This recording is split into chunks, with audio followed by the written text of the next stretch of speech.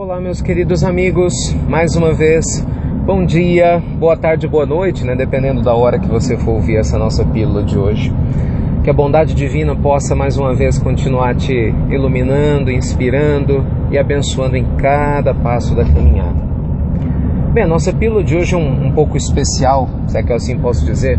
Eu estou saindo agora de um velório, são 7h15 da manhã, enquanto eu gravo essa mensagem. Bem, velórios são ótimos lugares para reflexões, né? Por mais estranho que pareça essa frase, mas quem já participou de um velório sabe disso. Com a iminência da morte ali na frente, não é nem iminência, é a presença da morte física, muitas pessoas param para pensar nas suas vidas, né? E refletem sobre muitas coisas. E nesse caso não foi diferente, né? Trata-se de uma pessoa ligada a uma família muito querida, né? A mim e a minha família.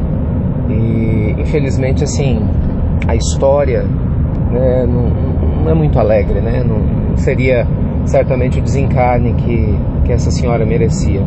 Pelo contrário, todo mundo queria que fosse um pouco diferente.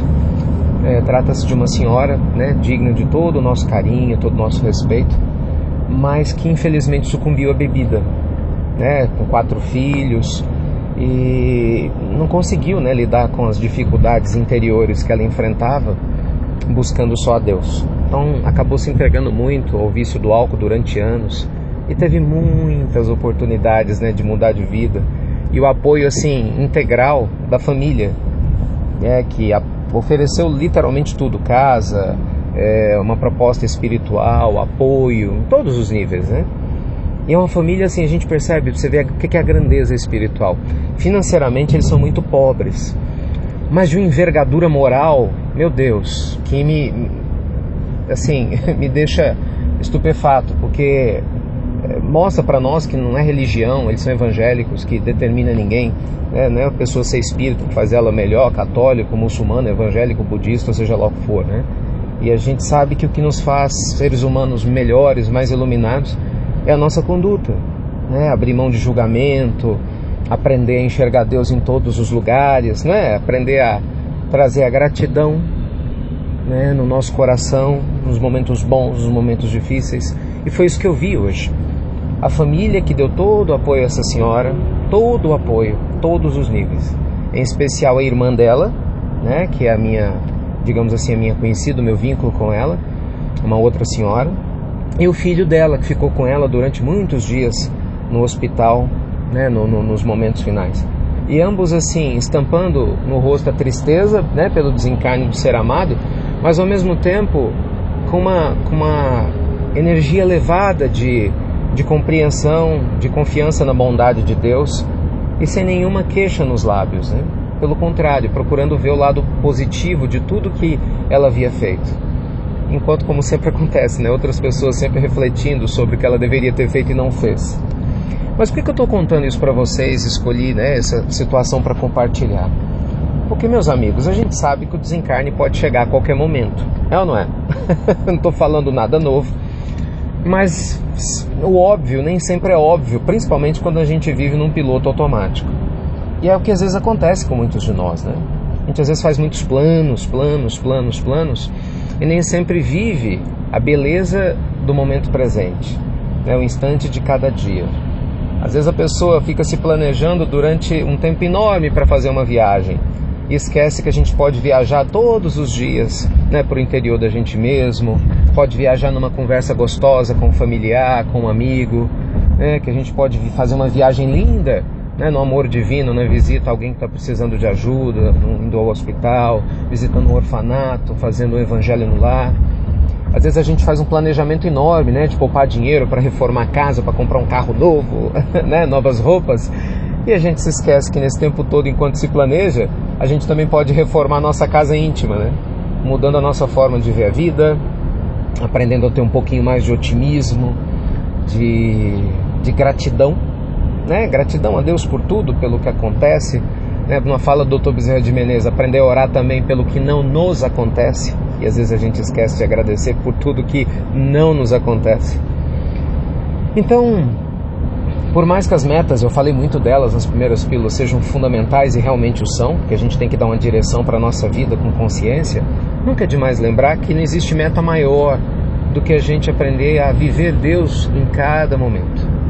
Então, se eu pudesse compartilhar o sentimento que eu estou agora, saindo lá do velório, e após conversar principalmente com os familiares, essa sensação gostosa de gratidão a Deus, por, de certa forma, a gente ter na fé o nosso grande suporte, para não precisar buscar mais no vício, certamente, que a gente talvez tenha buscado até recentemente, muitos de nós. E mais do que isso, que a gente possa viver muito bem nossa vida, meus amigos, porque ainda tem muita gente que vai às igrejas, vai nos centros, A gente sabe, a gente fala de Deus muitas vezes da boca para fora, mas o coração ainda está duro, Ainda falta um pouco de carinho, um pouco de serenidade para conversar com outras pessoas que discordam de nós.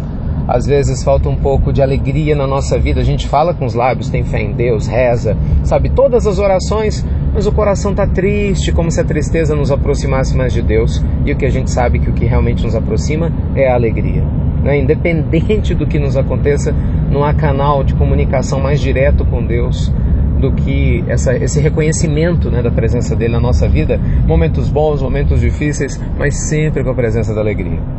E eu queria terminar essa mensagem compartilhando rapidinho uma história muito legal. Um tempo atrás, por ocasião de um evento que aconteceu, eu tive a oportunidade de conhecer a doutora Marlene Nobre, recém-desencarnada, uma trabalhadora gigantesca do Evangelho, dispensa apresentações. Para quem não conhece, foi presidente da Associação Médico Espírita Brasileira, internacional, responsável por um trabalho maravilhoso de divulgação da doutrina, uma mulher muito caridosa. Mas enfim, muito sábia, Conviveu com Chico durante muitos anos. E aí um dia, nesse evento, a gente almoçando, eu conversava com ela e fiz a pergunta para ela. Eu falei, nossa, doutora Marlene, a senhora conviveu tanto tempo com o Chico, O que a senhora podia falar para que eu nunca mais me esquecesse? Tem gente que está começando agora na doutrina, enfim, o que a senhora podia me falar?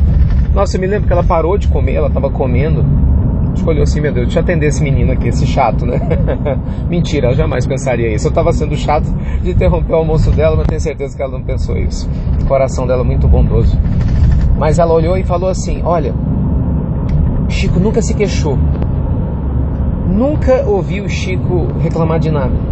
E não é que ele não tinha motivo, não, ele tinha vários, muitos, mas sempre estava sorrindo.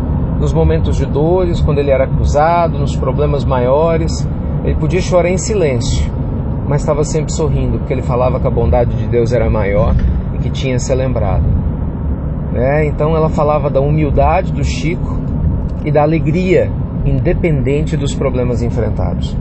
Então, com esse exemplo vivo, dentro de nós, da história, não só espírita, mas mundial, e eu estou falando do Chico aqui, me desculpa quem não é espírita, mas apenas como um exemplo maravilhoso. Existem tantos de qualquer religião, de qualquer lugar, mas que essa luz nos guie em cada passo para que a gente possa fazer nossa vida valer muito a pena, para quando o desencarne chegar, quando a morte bater na nossa porta, a morte física, nossa alma possa estar cada vez mais viva.